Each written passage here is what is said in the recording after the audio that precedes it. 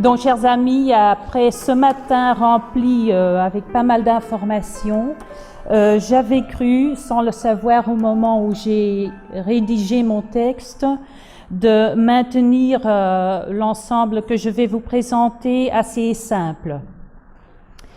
Et spécifiquement, maintenant, à ce moment du programme, après le repas, j'avais bien l'idée que vous allez avoir besoin de votre énergie pour digérer la nourriture.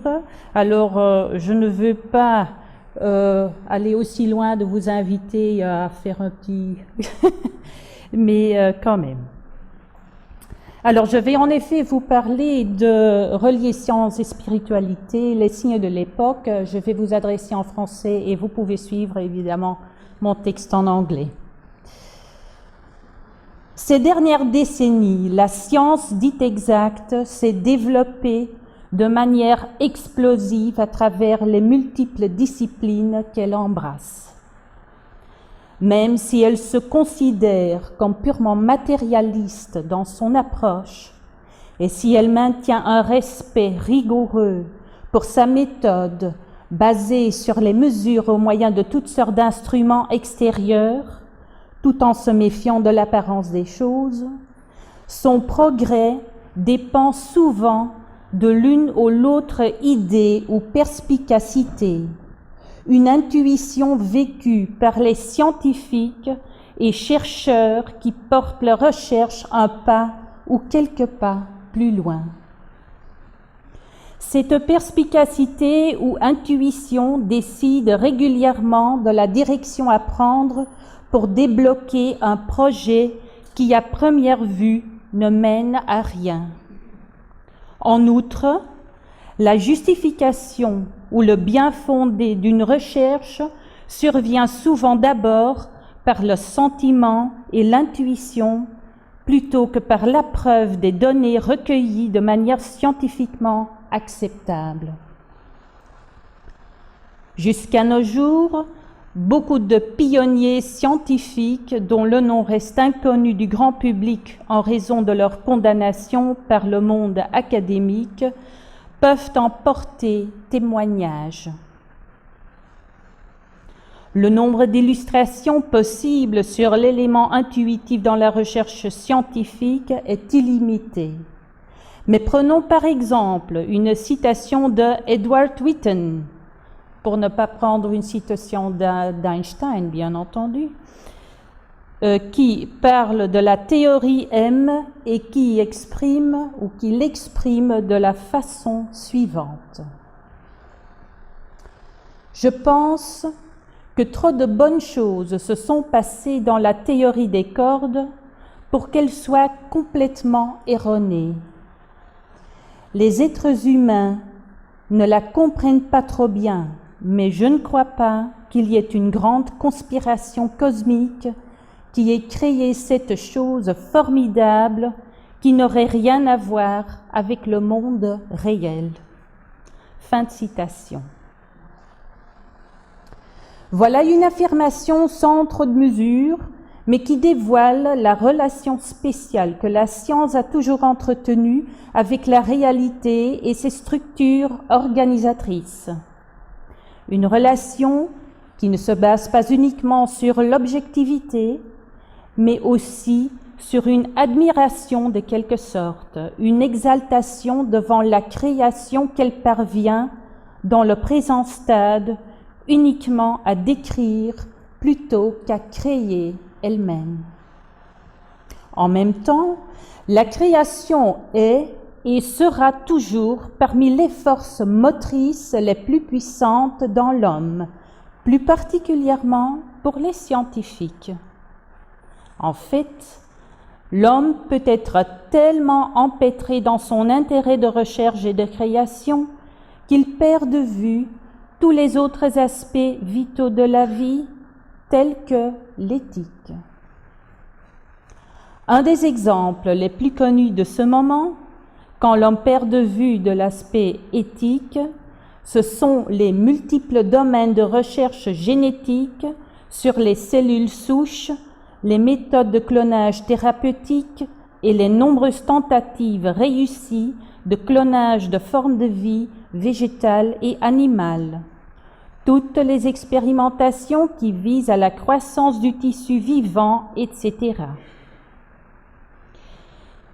Il va sans dire que l'homme lutte avec plus d'une question éthique dans chacun de ces cas.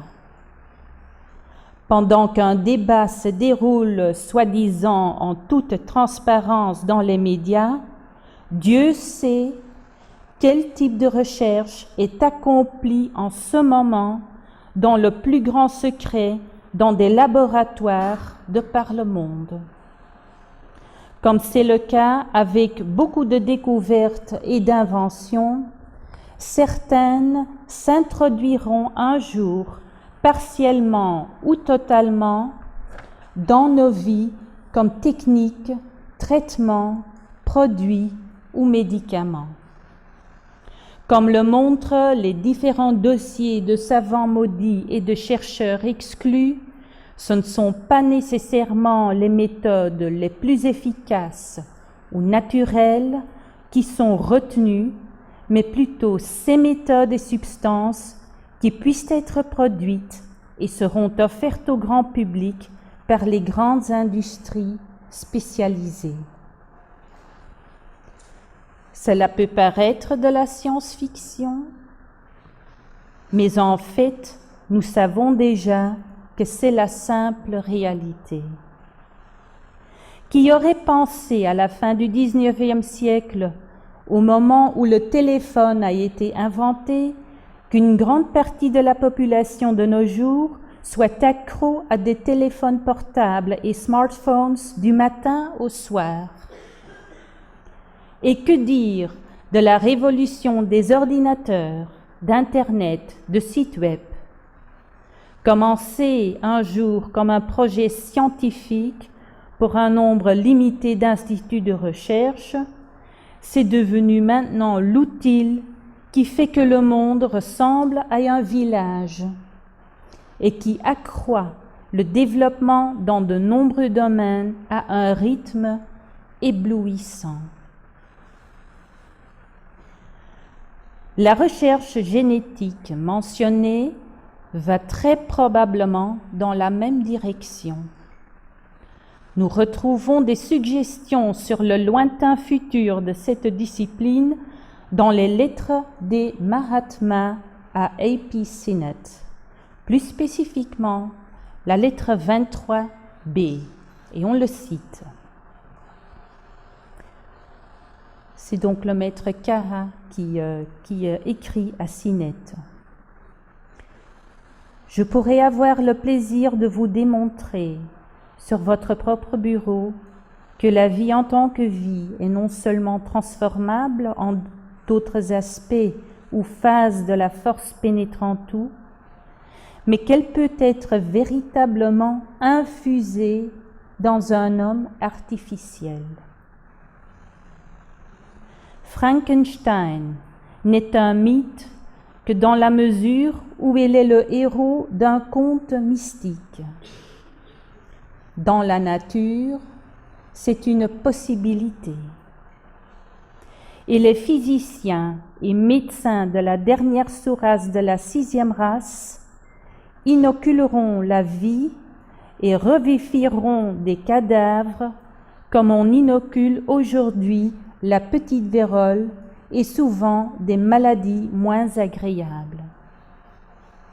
L'esprit, la vie et la matière ne sont pas des principes naturels existant indépendamment l'un de l'autre, mais les effets de combinaison produites dans l'espace par le mouvement éternel. Ils en feront mieux de l'apprendre. Fin de citation. Dans tout cela, il semble que le développement de la dimension morale ne suive pas de trop près le développement de la science matérielle. Et avant que la situation énoncée dans la lettre du Mahatma K.H. ne se réalise, la Terre aura été sans doute témoin de plus d'une débâcle humanitaire ou autre. Pourquoi? La citation de la lettre donne la réponse. L'élément décisif consiste en la différence entre considérer les principes indépendamment les uns des autres et être capable de les considérer en tant qu'effet de combinaison. La réalité des effets de combinaison ne dépend pourtant pas du fait que l'homme soit capable de les discerner ou qu'il continue à les ignorer. L'homme se mettra nécessairement dans la position d'un suiveur plutôt que dans celle d'un agent conscient et sage des éléments. Aussi longtemps que nous ne savons pas comprendre une image correcte des combinaisons, que nous acceptions pas que la réalité soit plus que sa couche extérieure mesurable, l'homme sera toujours obligé de courir après les conséquences de ses actes, ou comme l'a exprimé Philip Harris dans son article « An Ethics Nightmare » publié dans Quest Magazine. Et je cite: « Il existe un besoin urgent d'un débat global, bien informé sur l'intelligence artificielle et les formes de vie cultivées de manière artificielle. Nous ne pouvons pas justifier des embargos sur la recherche simplement parce que nous avons peur. Nous ne devrions pas non plus interdire la recherche biologique quand elle a déjà réalisé des percées médicales et des bénéfices sociaux importants. Non, la liberté doit être préservée à la fois de l'atrophie et de la permissivité irréfléchie. Des directives éthiques doivent être ratifiées, formulées et remises en vigueur par un organisme international tel que les Nations Unies. Puis, nous devrions respecter ces directives sous peine de devenir des dieux dont les créations finiront par nous détruire. » Fin de citation. Prenons un autre exemple. Les progrès technologiques qui encouragent si fortement le développement de toutes sortes d'appareils dans tous les domaines de la vie quotidienne, la médecine, les sciences informatiques et plus particulièrement les appareils électroniques personnels. Nous n'avons même pas commencé à imaginer les conséquences réelles et totales pour l'homme de l'exposition à ses propres inventions dans ce domaine, et nous n'en aurions une vue claire qu'à travers le temps et après beaucoup de générations.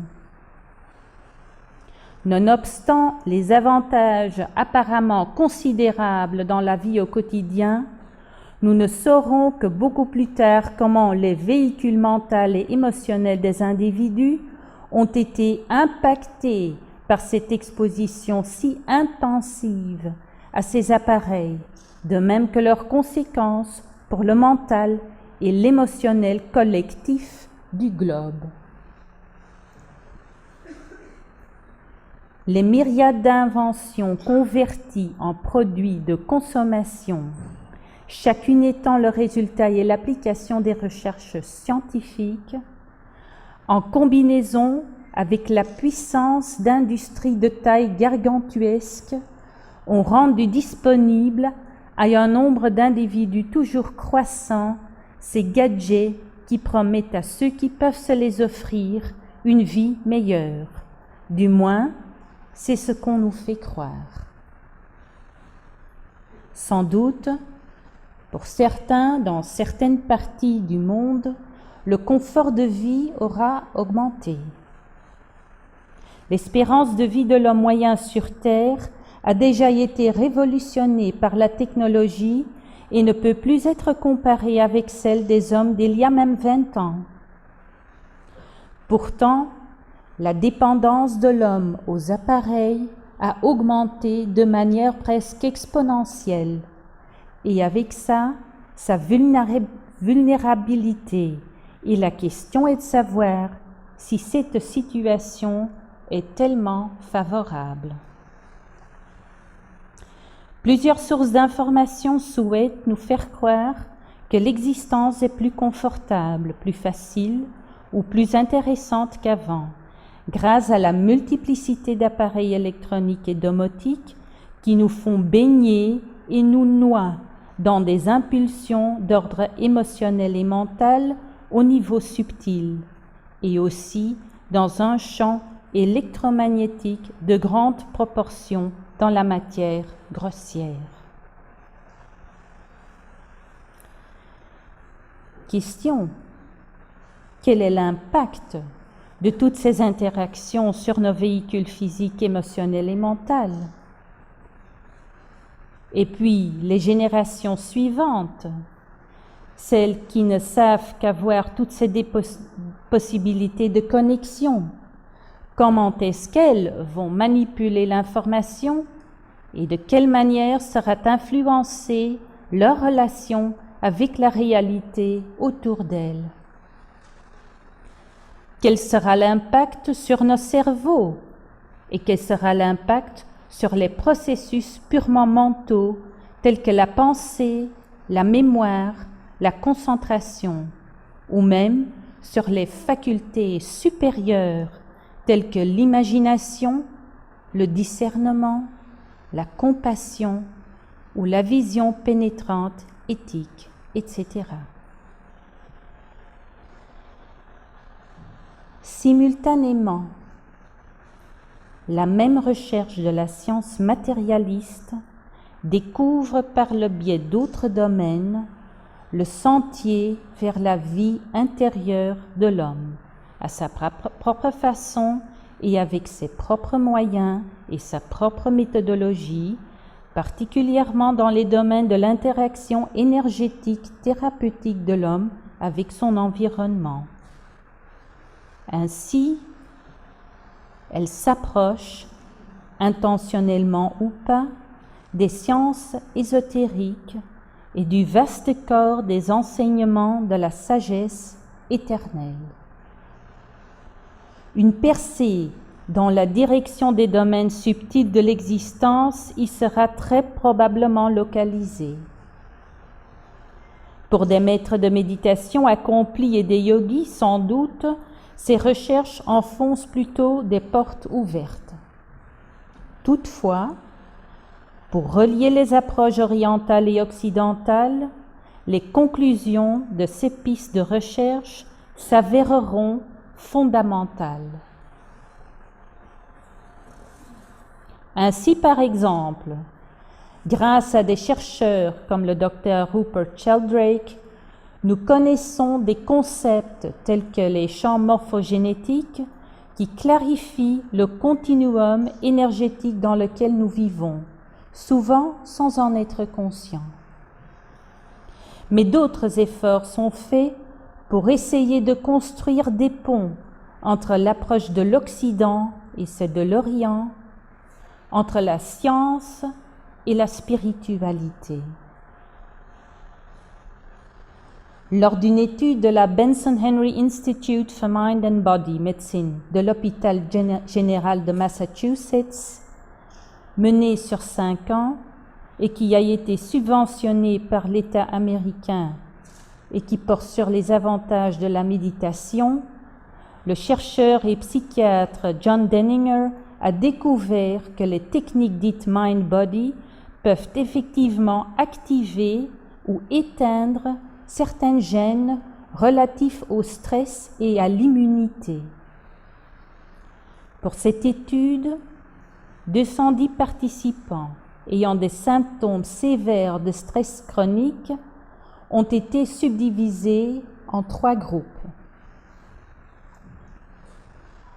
Le premier qui pratiquait le Kundalini Yoga sélectionné pour son accent mis sur la méditation. Le deuxième, pratiquer simplement la méditation. Et le troisième, écouter les livres audio qui éduquent à réduire le stress pendant 20 minutes chaque jour, et ceci pendant 2 mois consécutifs. Les chercheurs ont mesuré l'impact sur les gènes des participants et ont étudié les images des neurones pour trouver des changements pendant les interventions d'études et pendant 3 sessions de suivi. Cette recherche a mieux dévoilé les effets biologiques du yoga et de la méditation. Une étude préalable avait déjà constaté que les effets biologiques ne se limitent pas uniquement au cerveau, mais en fait se rapportent au corps dans son ensemble. Heureusement, cette étude n'est pas la seule de ce genre effectuée dans tous les coins du monde. De plus en plus de moyens sont mis à disposition par des gouvernements et des institutions académiques pour ce type d'investigation. Espérons que les progrès et résultats dans ce domaine de recherche et la compréhension accrue qu'ils entraîneront de la vie intérieure de l'homme seront suffisamment rapides pour compenser les conséquences néfastes sur la constitution intérieure de l'homme de, par exemple, l'abus épidémique de toutes sortes de substances, légales ou illégales, à des fins soi-disant médicales ou tout simplement pour le plaisir. En outre, espérons que de telles conclusions convaincront de plus en plus de pratiquants de médecine classique de prendre en considération la méditation et le yoga, du moins comme une méthode de traitement alternatif en cas de maladie mentale, de stress sévère et de dépression. Imaginons où nous allons nous trouver dans tout cela dans 50 ans. Tous ces efforts pour relier la science à la spiritualité, même si l'intention de relier était absente, seront aidés assez souvent par des flashs d'intuition des chercheurs individuels. Des témoignages de ces flashs ne seront jamais retrouvés dans des articles, essais ou autres publications scientifiques officielles, mais plutôt dans des interviews informelles, des documentaires de vulgarisation, des journaux, des blogs, etc. Peu importe l'opinion du monde scientifique ou même de l'opinion du grand public, ce sera le résultat de ces recherches et l'introduction responsable des solutions qu'elles offrent, ainsi que son progrès équilibré vers le cœur de la vie même, qui finalement l'emportera. Si ultimement l'homme arrive à des réponses, même des solutions graduelles aux grandes questions et défis de la vie d'aujourd'hui sur la Terre, seulement à ce moment-là, la science et la spiritualité seront réellement reliées et montreront leur valeur véritable. Je vous remercie.